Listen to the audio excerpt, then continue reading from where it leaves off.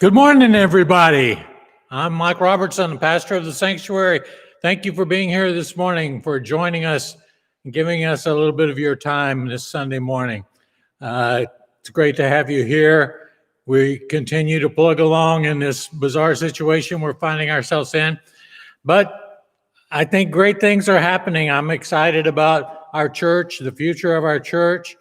A lot is going on the property here itself. Improvements are being made, repairs are being made. Things are being fixed up so that when you get to come back here, it's going to be better than it was in many, many ways. I don't have a lot to announce to you this morning. I just want to remind you of one very important thing, and that is our special called business conference right after the sermon today.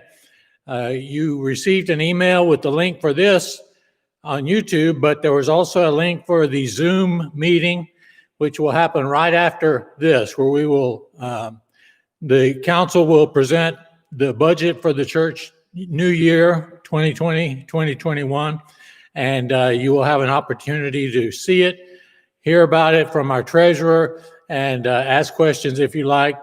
But hopefully it will be a relatively brief meeting, but we do want you to be completely aware of what's happening and what changes we have made, what plans we have for the future. So, excuse me, as soon as I finish the message this morning and I shut off the YouTube feed, give me just 1 minute and I'll switch over to the Zoom chat and you'll be able to enter the chat following the link in the email you got.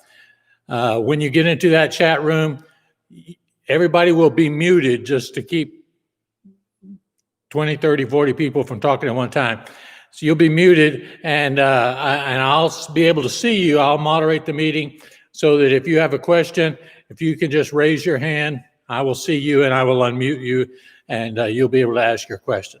All right? But please, if you're a member of the church, please stay for a few minutes for this conference afterwards. But right now, let's get to the topic, all right? I want to talk today about the important mathematical equation that holds our universe together. It's what makes everything function. That'll be fascinating, won't it? Yeah, I know how much you love mathematical formula discussions. No, actually, I want to talk about something even more important. This. Now we're talking. Now we're talking. Pie. I love pie. Oh, man, I love pie. A couple of weeks ago, I paid a visit to a little town north central Texas called Hyco. There's a place there called the Coffee Cup Cafe. While I was there, I got this. That is a peanut butter pie. Look at that meringue. I didn't just get one slice either. I got a whole pie and brought home, and we enjoyed it thoroughly. I love pie. Pie is better than cake. That's an ongoing debate, but I'll have none of that. Pie is better than cake. Now, I could prove it by showing you a chart, I guess, a pie chart, but I don't have a pie chart to prove that pie is better than cake. But in fact, this is about the only pie chart I've ever seen that really makes any sense to me. As you can see here, the two elements of this chart are the pie I have eaten and the pie I have not yet eaten. Now, that's a chart that makes sense. I can get on board with that one. Well, I want to tell you a couple of stories today. You know how much I love stories. I think stories are the most important things we have to contribute, to learn from. Stories are how we learn lessons. Stories, we need to all be engaged in hearing stories and learning from stories, but in making our own stories. There's nothing better than a true story that happened to somebody that you know, or somebody that you know is real, that wasn't created just in the imagination of a writer. This is a story that didn't happen to me, but it happened to my dad. My dad, as most of you know, was a preacher for 60 years. And when I think of my dad, he looks like this. But this story happened when he was a very young preacher with considerably more hair and two little boys and a lovely young wife. He was at his first church, his first full-time church. He preached weekends at a couple of little country churches, but this was his first full-time church. And this is in the mid-50s.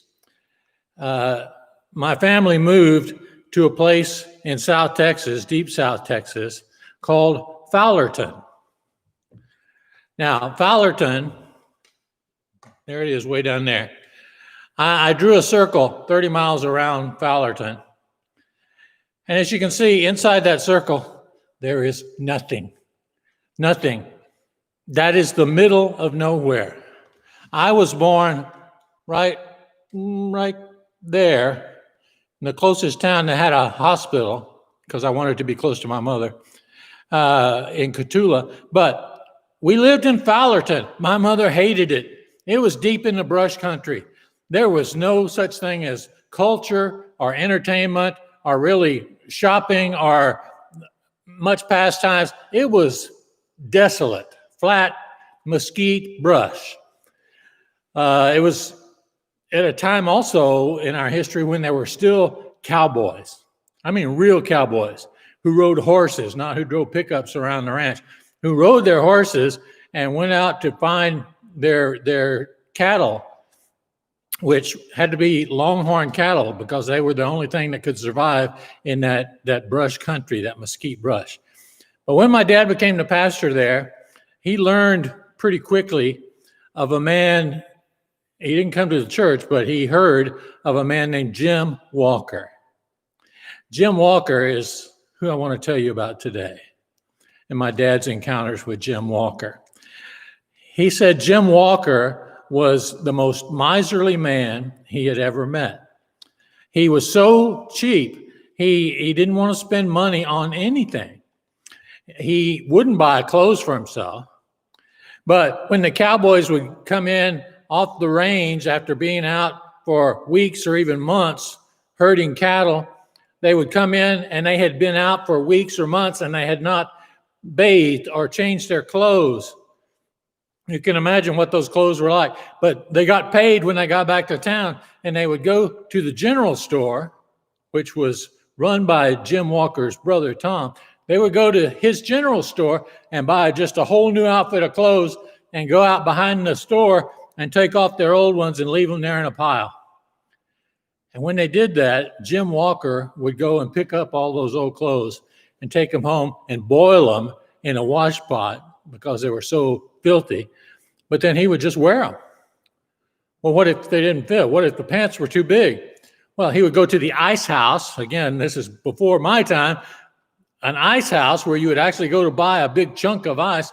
And on the dock of the ice house, they had a big ball of twine. Jim would pull off several feet of twine and cut it. Twine was free at the ice house. And he would double up this loop of twine and tie it around his waist, and that was his belt if the pants didn't fit just right. That's cheap, folks. That's really cheap.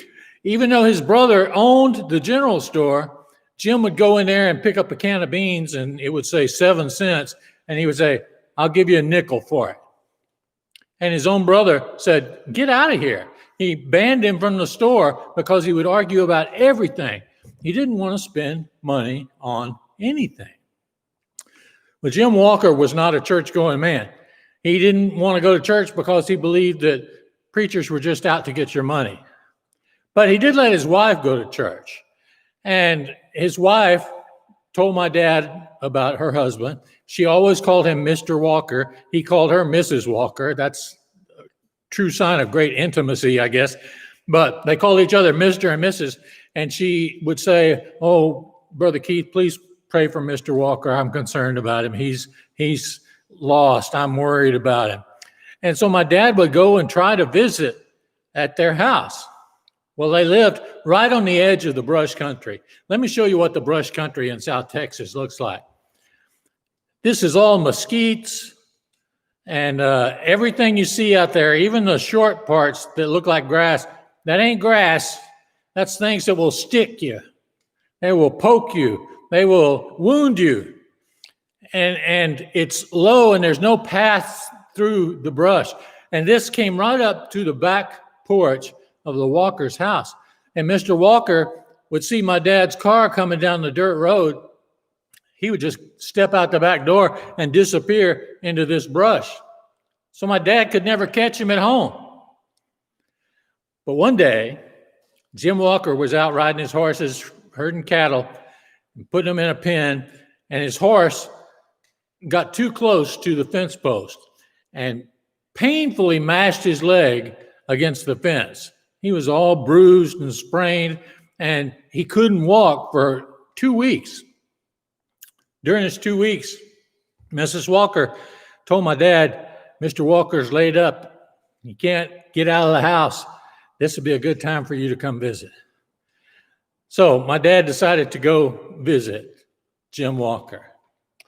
Now, he knew one thing about Mr. Walker. Because he was so cheap, he would never buy sugar. That was a luxury. So consequently, he never had anything sweet. May account for his sour disposition. That's why I'm such a sweet guy. I eat plenty of sugar. But Jim Walker never paid for sugar. And so my dad got my mom to make a lemon meringue pie with meringue on top, like that slice I showed you a minute ago. Big, tall, what they call in the South Texas, calf slobber on the top. And so my dad goes to visit the captive Jim Walker with this lemon meringue pie.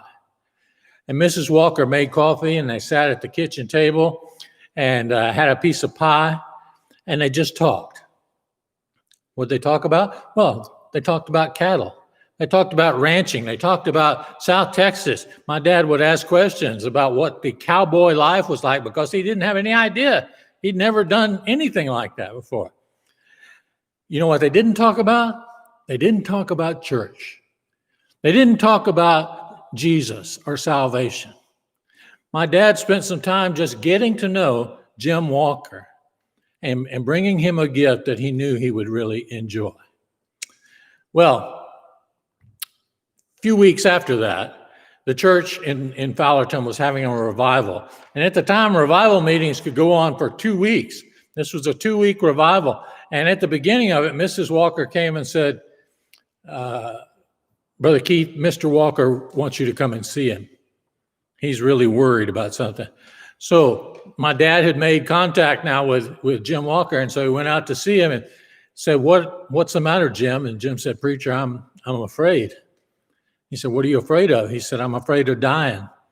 I'm afraid of dying and what would happen to me afterwards. I'm scared of dying and going to hell. My dad said, well, you don't have to be scared of that. You don't have to worry about that at all. And he began telling Jim at that point what Jesus was all about.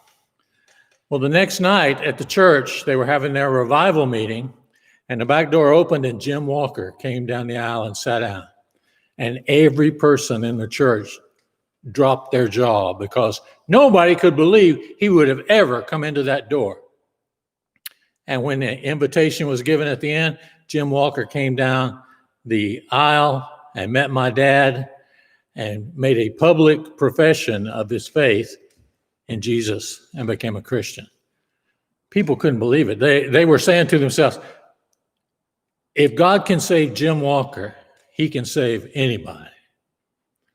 Well, so after this, my dad mentioned to Jim that he should get baptized, that baptism was the next step in proclaiming your faith.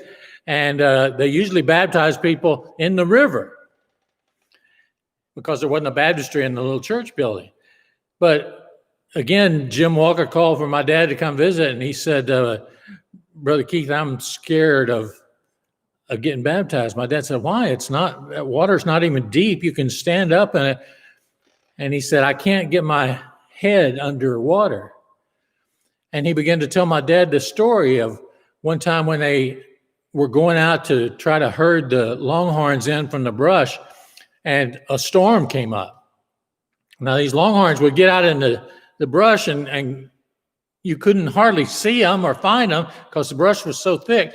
And so imagine that on top of that, it's dark. And on top of that, there's a storm raging. And on top of that, they don't have flashlights. They're depending only on the occasional flash of lightning to see where the cows are. But they're getting them and they're driving them back to get them out of the path, and the water is raising. It's a flash flood. The river is overflowing. And they're riding in the darkness, and Jim Walker's on his horse, and the water is up to his horse's belly, and it's still rising. And the horse gets scared by a bolt of lightning and rears up, and Jim falls off of the horse. And with a last desperate lurch, he reaches out and grabs the horse's tail and has literally a death grip on it, because he thinks to himself, if I let go of this horse's tail, I'm going to die. He'd never learned to swim, that had never been part of his life. He had never gotten to play like a child and learned to swim like most kids did. And so he held on for dear life, and finally the horse got to the bank and made it up onto solid ground. But Jim Walker said, ever since that night, I'm just terrified to get my face in the water, to get my head in the water. Do you think that God would be mad at me if I got sprinkled like they do at the Methodist church instead? My dad said, no, I don't think God will be mad at you at all. And they went over to the next little town. It's called Tilden now. At the time, it was called Dogtown. This is old days, folks. They went to Dogtown, and my dad sprinkled Jim Walker in the Methodist church there.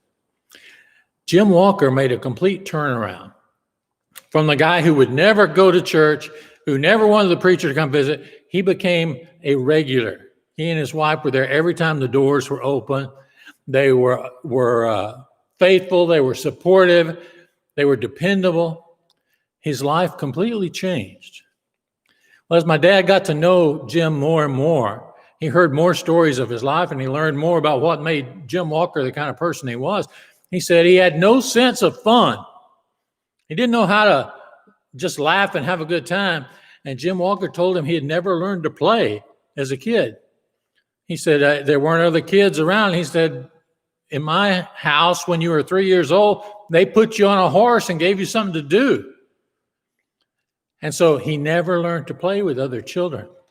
He said, the only time I was ever around any other kids, and this is hard to believe in our time now. He said, the only time I was ever around other children was when we got word that Geronimo was in the area. And then we would head to the nearest fort where people would go for refuge and protection. And he said, only then could I be around other children for just a day or two. He said, he told my dad, one thing everybody knew was that when Geronimo was coming, you shouldn't lock your doors, whether it was a house or a store or whatever. He said, don't lock your door. If you leave your door open, Geronimo will come in and take what he wants, but he will leave your house or your store alone. But if you lock the door, he's still going to come in. He's going to break in, take what he wants, and then he's going to burn it to the ground. My dad was just fascinated by Jim Walker. He'd never been around anybody like this.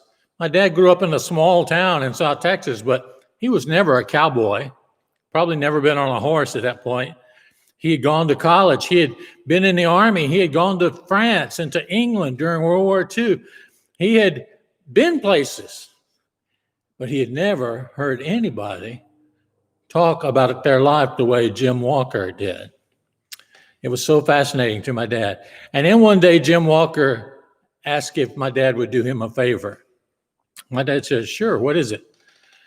And he handed my dad a little black and white photograph, blurry photograph of a steer. And he said, this is my favorite necking steer. Now, you probably don't know what a necking steer is. I didn't know. My dad didn't know. Surprisingly enough, if you Google it, you don't find very many things even now, which is surprising. It's hard to stump Google. But a necking steer was a big steer who had been pampered his whole life. He was kept in the barn. He was fed on corn. He was fattened up. He was he grew to an enormous size and was so strong, but yet he was very docile. He was given everything he wanted. He was pampered, but super strong. And what they used the necking steer was when they would try to round up the herd, they would go find the longhorns living in the brush, and they were like wild deer. They would make their way through the brush, and the cowboys would get all scratched up and poked and get thorns in their legs. And they couldn't catch some of those cows. You didn't have room to lasso them in the brush. And so they would bring the necking steer out, and they would corner a longhorn, and they would manage to rope her, and then they would tie her neck to neck to the steer. That's why they're called a necking steer. And so the steer, all the steer wanted was to get back to the barn where it was living a life of luxury. But the cow would fight. The cow was wild, and the cow would rear around and buck, and this enormous steer would just go boom and literally pull the cow off her feet. And so she would do it again, try to escape, and the steer would go boom. And finally the cow would go, I guess I'm going with you. The necking steer. And it would bring the cow one by one back to the barn. And so Jim Walker said to my dad, can you paint this steer on my kitchen floor? He had seen that my dad had painted like a flag on the side of one of the buildings in town for July the 4th. My dad said, okay. And so he looked at their kitchen floor, their linoleum floor, and he made a grid over the photo, and he made a grid on the floor, and he measured everything up, and he painted this steer on Jim Walker's kitchen floor.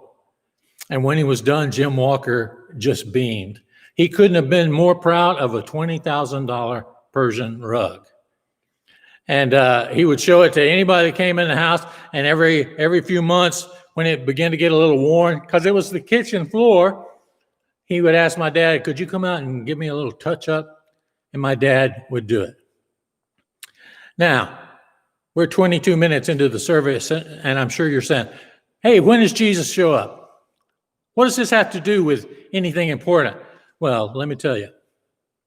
The story of Jim Walker, these stories I have shared with you about Jim Walker, remind me a great deal of this scripture from 1 Corinthians chapter 9, where Paul begins to explain why his life looked like it did. Paul says, though I am free and belong to no one, I have made myself a slave to everyone to win as many as possible. To the Jews, I became like a Jew to win the Jews. To those under the law, I became like one under the law, though I myself am not under the law. But I did it to win them. To those not having the law, I became like one not having the law. In other words, to the outlaws, I became an outlaw so that they could come to know Jesus. To the weak, I became weak so that I could win the weak. And he finishes up by saying, I have become all things to all people so that by all possible means, I might save some. He said, I do all this for the sake of the gospel. Now, folks, that is the secret of evangelism. Being all things to all people. And it is not what I was taught about evangelism. I remember as a teenager being dumped on a street corner in downtown Alice, Texas, with a handful of tracts and told that I was supposed to stop people on the street and say, do you know Jesus? I'm 14 years old. I'm supposed to stop an adult and say, do you know Jesus? And if they say no, I'm supposed to share with them why Jesus matters. I'm supposed to lead them through my tract of the 4 spiritual laws or something like that, and teach them how to pray a prayer, and then say, you're a Christian now, you're saved. What do you think the success rate for that was? In my case, it was 0. It's crazy to imagine a bunch of teens could do that. It's amazing to think that a bunch of adults would do that. But we were always told that evangelism was like Sales. We're selling, and Jesus is the product. And you know what? I was never good at sales. And I just wonder if this is why churches have done such a poor job of reflecting Jesus, because people don't feel equipped to share their own stories. They have to have a track. They have to have a memorized set of steps to go through instead of saying, here's what really happened to me. See, Jim Walker would have never had a lemon pie, but my dad would bring him a pie. Jim Walker wanted a longhorn painted in his kitchen. My dad would become an artist to paint that picture. He would do whatever it took. Because, see, that is how love wins. Love wins by being personal, not by being pushy. You know, love is not saying you better turn or you're going to burn. That didn't work. Didn't work when I was a kid. Doesn't work now. That didn't work, but personal connection does. We have to learn who people are, why they are. Why are you scared of water? Why do you have no sense of fun? Why don't you smile? Why don't you play? Why don't you take better care of yourself? Love is personal, not pushy. And love also wins when it is interested, not insistent. Love in the kingdom of God is not about scaring somebody with talk of hell and talk of death. How many of you watching today have been in a service where at the end the preacher says, every head bowed, every eye closed? How many of you know that if you were to die tonight, you would not spend eternity in a sinner's hell? Boy, I've been through that service many times. We try to scare people into coming down the aisle. Jesus didn't have to do that. Jesus never had to force his way into somebody's house so that he could say, let me tell you what I came to tell you. You know why? He didn't have to. People loved him. They saw something in him besides judgment and condemnation. They saw that he was interested in them.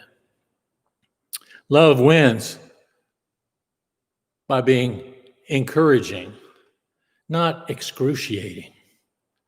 It's not our job to be judgmental and condemning. That's not what we're about, but so many of us think we are. My dad had a deacon in his church, and when my dad did a series of sermons on spiritual gifts like, you know, kindness and prayer and healing and prophecy and encouragement, this deacon came to my dad after the service and said, I discovered what my spiritual gift is. My dad said, great, what? He said, I have the gift of pointing other people's faults out to them. Wow. He was totally serious too. That's not a gift of God. It may come from the opposite direction, in fact. But that's not what we are called to do, to be judgmental, to condemn other people. We literally, in churches, for years have said, you don't want to come to our church?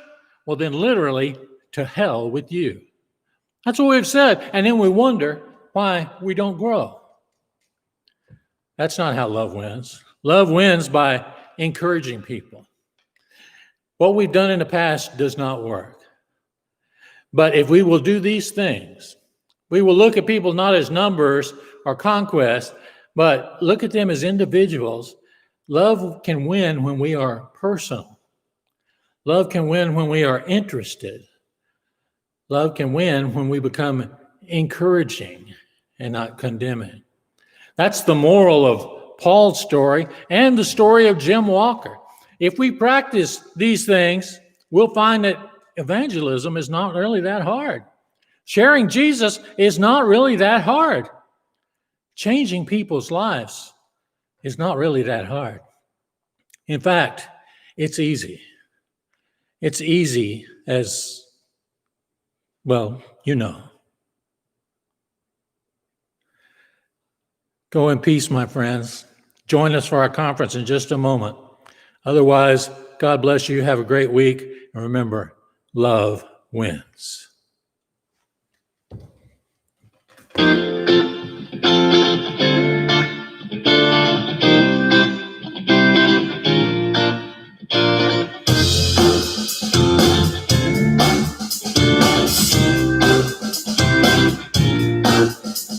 Bye.